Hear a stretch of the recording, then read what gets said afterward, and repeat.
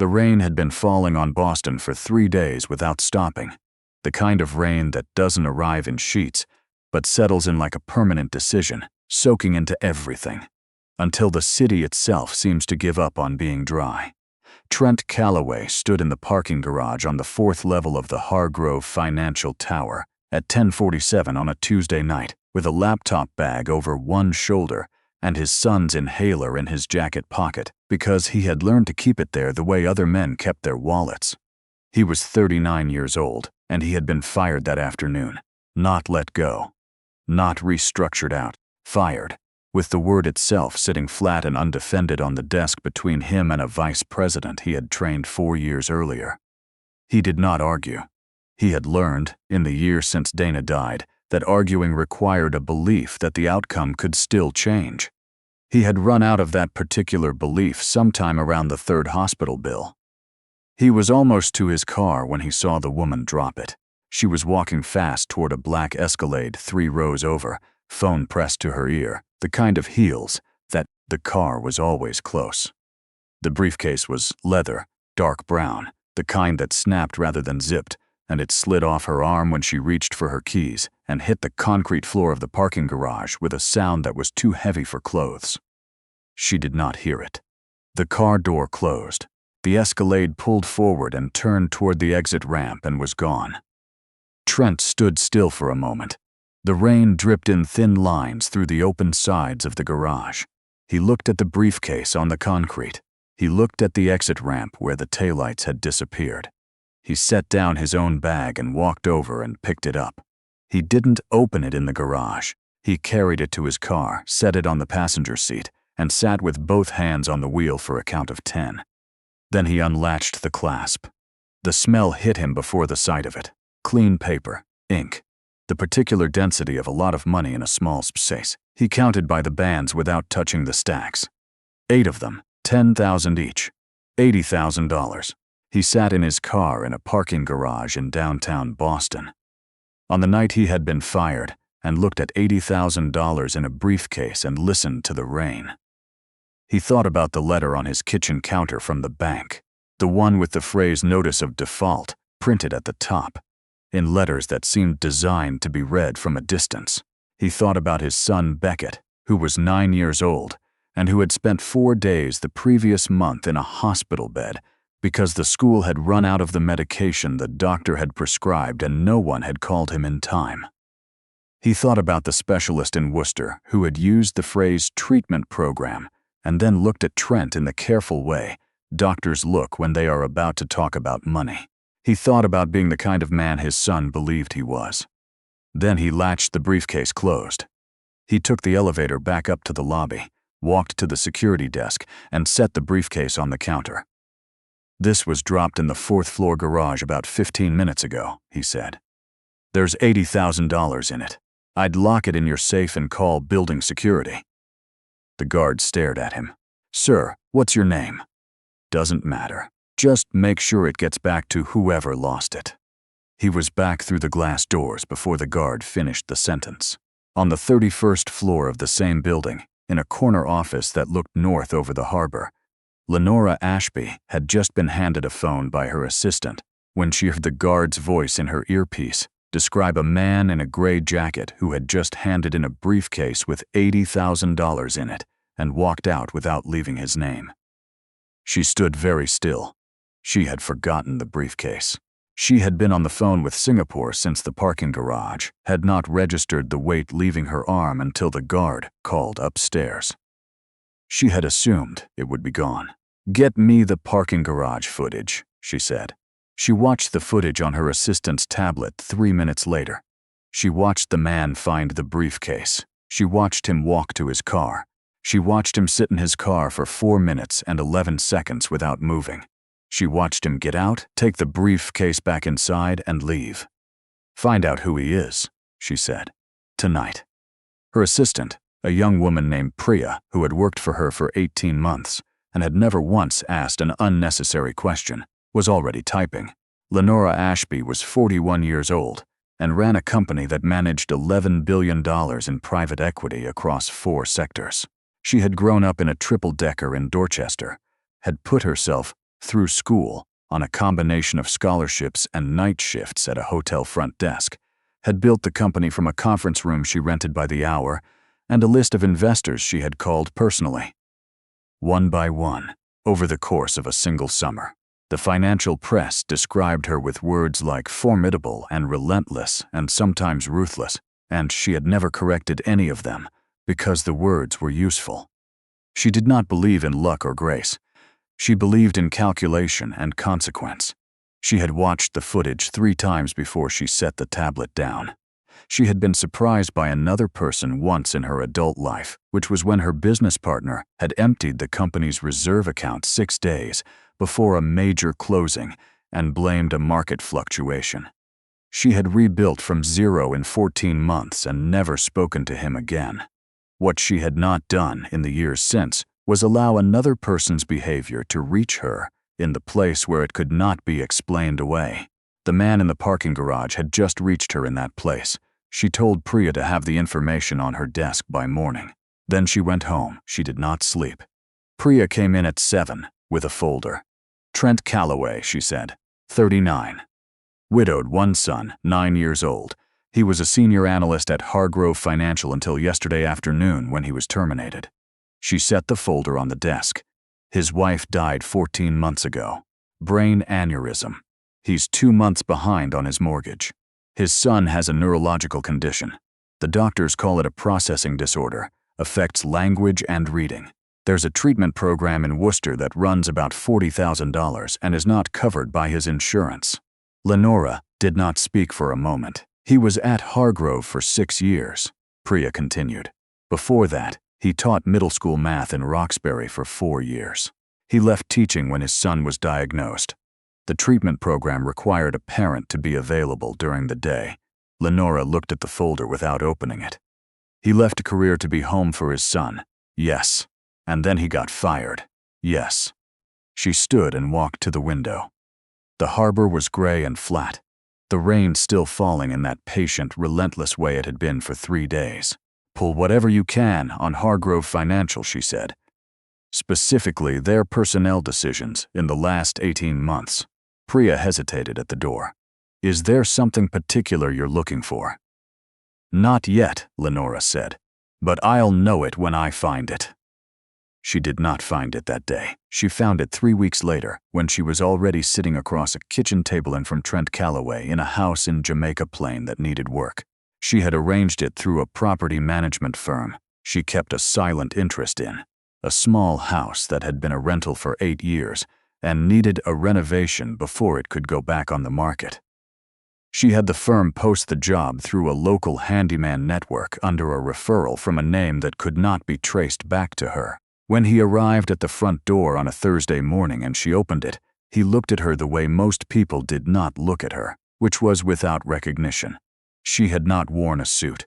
She had worn jeans and a flannel shirt she had purchased specifically for the purpose. And she had introduced herself as Lee Marsh, recently relocated from Philadelphia, new to the neighborhood, referred to you by a woman in the property management office. He shook her hand. His grip was careful. He looked at the ceiling, the corners, the slope of the floor. Whoever owned this before you let the gutters go, he said. There's going to be water damage under the soffit on the north side. I want to check that before I quote you anything structural. Whatever you think is right, she said. He glanced at her briefly, the slightly considering look of a man who was not used to clients who deferred, and went upstairs. She had told herself it was research. She had told herself she was trying to understand something about the man before she decided what to do about the briefcase, about the information she was slowly assembling in a folder she kept in a locked drawer and had not shown anyone. And it did not feel like research. On his second visit, she set a mug of coffee on the kitchen counter near where he was working and went to take a call in the other room. When she came back, the mug had been moved 2 inches, the way people move things to get out of their way, and Trent was on the back porch, checking the drainage grade with a level. She stood in the doorway and watched him write something in a small notebook. His handwriting was deliberate, The kind that takes more time than necessary because the person writing it was taught once that handwriting said something about you. My son had handwriting like that, she said, before she had decided to say it. Deliberate. He looked up. How old for this? She had a story. He's in college now. Pittsburgh. A beat. It goes fast. He looked at her for a moment. Not suspiciously. Just with the particular attention of a man who was good at reading rooms and had just noticed something that didn't quite fit in this one. Then he went back to the notebook. She had been careful. She had been very careful. She was less careful by the fourth visit. She had not intended to tell him about the company, but he had asked what she had done in Philadelphia. And she had said finance, and he had said what kind, and she had said private equity, and he had said he had been a financial analyst. And then the conversation had gone somewhere that required her to either lie elaborately or tell something close to the truth. And she had told something close to the truth, and he had said, quietly, that he used to think that sector made the most sense of anything, because at least money was honest about what it was. She had thought about that sentence for 2 days. On the 5th visit, he brought Beckett. He had called the night before and said that his regular sitter had a family thing, and he had a half day of work at her house, and if it was a problem, he would reschedule. She had said, bring him, without thinking about it, the way she sometimes said things that were true before the calculating part of her caught up. Beckett was small for 9. He wore a dark green jacket that was slightly too large and a pair of headphones around his neck that he did not use as headphones, only as something to hold when he was working something out. He walked in the front door and looked at the room without speaking and then looked at her. He did not say hello immediately. He processed the room first, in the particular way she had read about in the folder Priya had given her. Then he looked at her again. You have a lot of books, he said. I do. Are they organized? Not really. He considered this. I could organize them, he said. I'm good at systems. His father made a small sound behind him. Apology and pride in equal measure. I'd like that, she said, and meant it. Beckett sat cross-legged on the living room floor for the next 2 hours with her bookshelves, doing something she could not entirely follow, but that resulted in a system that made immediate sense when he explained it to her. He explained it carefully, watching her face to make sure she was following. The way children do when they are used to being misunderstood and have decided to be thorough instead. When Trent came downstairs to find them both sitting on the floor with a stack of books between them, he stood in the doorway for a moment without speaking. He's teaching me the system, she said. Trent looked at his son. Beckett was explaining something about categories and the difference between topics and themes with the gravity of a professor. Trent looked at her, and for a moment something crossed his face that she did not have a name for, something that was not quite gratitude and not quite pain, but lived in the same neighborhood. The trouble started 6 days later. A contractor in Brookline who had called Trent twice in the previous month went quiet. A property manager in Somerville who had referred him 3 jobs over the winter sent a short text saying things had slowed down and he'd be in touch. By the end of that week, 2 more referral sources had gone cold in the same way, with the same particular shape to the silence. She heard him on the phone in the backyard on a Wednesday afternoon, his voice low and level. That's not what happened, he said. And then, I understand. No, I understand.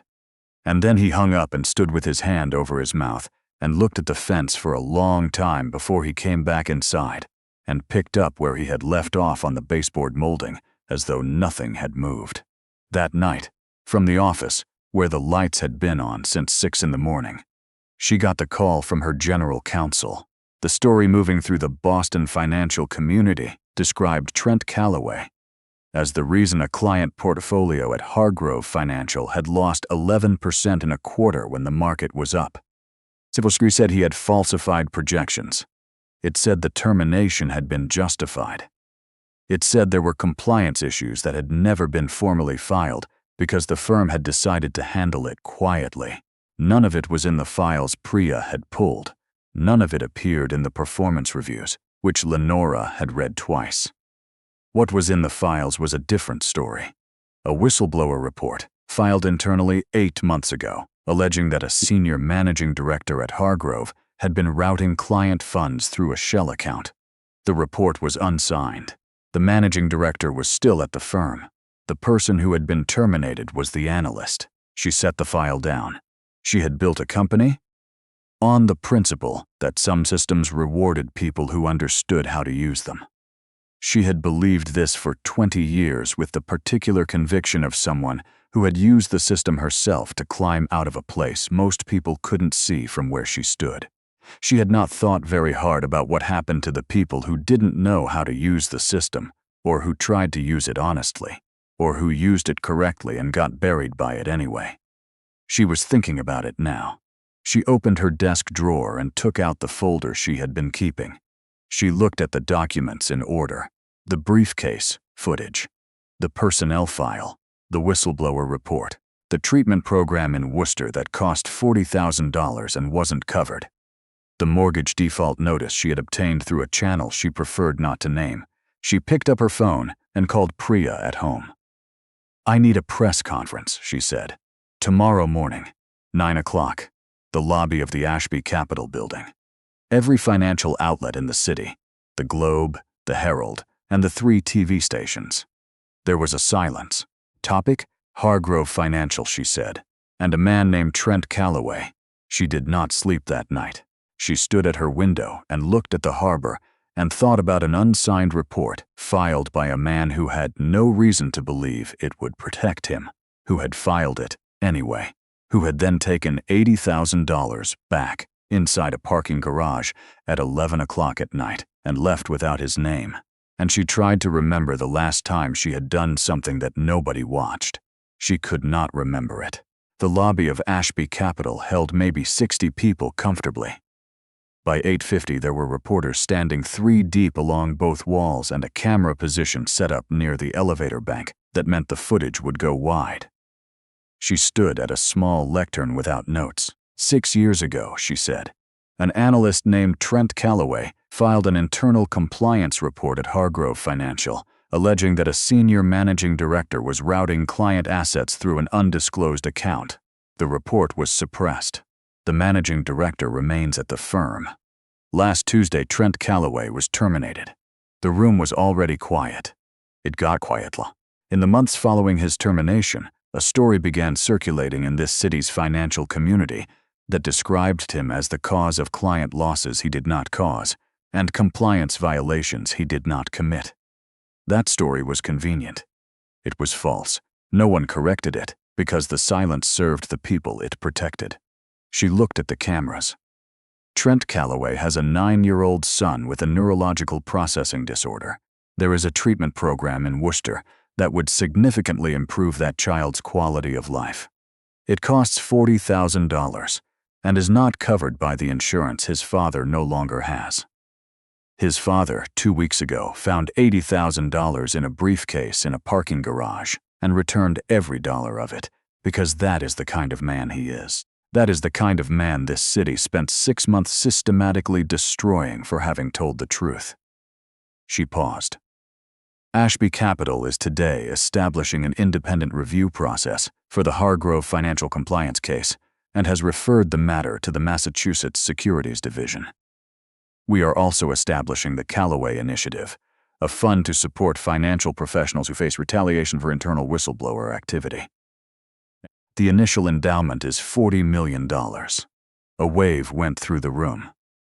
Additionally, effective this morning, I am personally funding Beckett Calloway's full treatment program in Worcester under the auspices of the initiative's family support provisions, so that it arrives as a right and not a favor. She drew a breath. I first became aware of Trent Calloway because he walked into this building's lobby and returned something that didn't belong to him. I followed up because I was curious whether a person like that was real. She stopped. He is real. He is more real than most things I have built. The least I can do is make sure the city he lives in knows his name correctly. She did not take questions. She walked off the dais and through the lobby and out the side door where a car was waiting, and she did not look back. At a kitchen table in Jamaica Plain, Trent had been watching the press conference on his laptop with a mug of coffee going cold beside him. He had gotten a text from an unknown number 40 minutes earlier that said only, "Turn on Channel 4 at 9 a.m." He had not understood the L until she said her name at the lectern. He watched the broadcast to the end. He watched the segment that followed, the analysts commenting on what it would mean for Hargrove Financial, the compliance attorney who said the referral to the securities division would likely result in an investigation. He watched the stock price graphic at the bottom of the screen. Beckett came into the kitchen in his socks and poured himself a glass of orange juice and looked at his father. "Why are you watching the news?" Beckett said. He did not watch the news. He found it too loud in a way that had nothing to do with volume. "Something happened," Trent said. Beckett looked at the screen. He looked at the name on the chyron at the bottom. He looked at his father. "That's Lee," he said. Trent looked at him. "Yeah, her name isn't Lee. No." Beckett thought about this for a moment, holding his orange juice in both hands the way he always did. "Is she in trouble?" "I don't know. Are we?" Trent looked at the screen. The broadcast had moved on to the analysts. "No," he said. "I don't think so." Beckett nodded. He went back to his room. He came back 90 seconds later with his sketchpad and sat down at the kitchen table across from his father and began drawing. Trent did not ask what he was drawing. He sat with his cold coffee and looked out the kitchen window at the backyard, where he had replaced the rotted fence post 2 weeks ago, and the wood was still pale against the older boards. He thought about a woman who had called herself Lee and asked almost nothing about his life, and listened as though the answers mattered anyway. He thought about a wallet he had left on a counter 3 weeks ago with cash he hadn't touched. He thought about a briefcase he had left at a security desk. He thought about the unsigned compliance report he had filed in a company he no longer worked for, standing alone in a stairwell at 8 in the morning, because he had not been willing to look at what he knew and pretend he hadn't seen it. He did not know yet that the managing director at Hargrove Financial would receive a Wells notice from the securities division before the end of the month. He did not know that 2 other analysts would come forward in the following weeks, their own unsigned reports, suddenly finding traction they had not found before. He did not know that a legal fund would be established in his name and that the first check it cut would cover his mortgage arrears. He knew only that his son was drawing at the kitchen table, and the sun had come out for the first time in 4 days, and the yard was very bright through the window. The phone rang at noon. He looked at the screen. Unknown number. Same one that had sent the text. He picked up. "I owe you an apology," she said. No greeting, no preamble. He recognized the directness now for what it had always been. Not coldness, but the particular economy of someone who had learned that most words were filler. "You don't," he said. "I do. I came into your life under a false name because I couldn't figure out another way to understand you. That was wrong." He was quiet for a moment. "Why did you need to understand me?" A pause on her end, the first one he had ever heard from her. "Because I watched you give back something that could have changed your life. And I didn't believe a person did that without an angle. I needed to find the angle. And there wasn't one." Trent looked out the window at the yard. "That's not a very complicated thing, what I did." "No," she said. "That's what I couldn't understand." Beckett appeared in the kitchen doorway with his sketchpad. He held it up toward his father with the expression of a person presenting a completed project. The drawing showed a parking garage. In the center of it, a man in a gray jacket walked toward a glass door, a briefcase in his hand, his back to the viewer. Behind him, very small, a dark car idling near the exit ramp. Across the bottom, in Beckett's careful print, he already knew it wasn't his. Trent looked at the drawing for a long time. "I need to show you something," he said into the phone. "Whenever you're ready." There was a pause. Then her voice, lower than before, with something in it that had not been there in the office or the kitchen at Jamaica Plain or the press conference that morning. "I'm ready," she said. "I've been ready for a while." He looked at his son. Beckett lowered the sketchpad and waited with the patient, serious expression of a 9-year-old who had already decided how this was going to go. "Come over," Trent said. "I'll make coffee."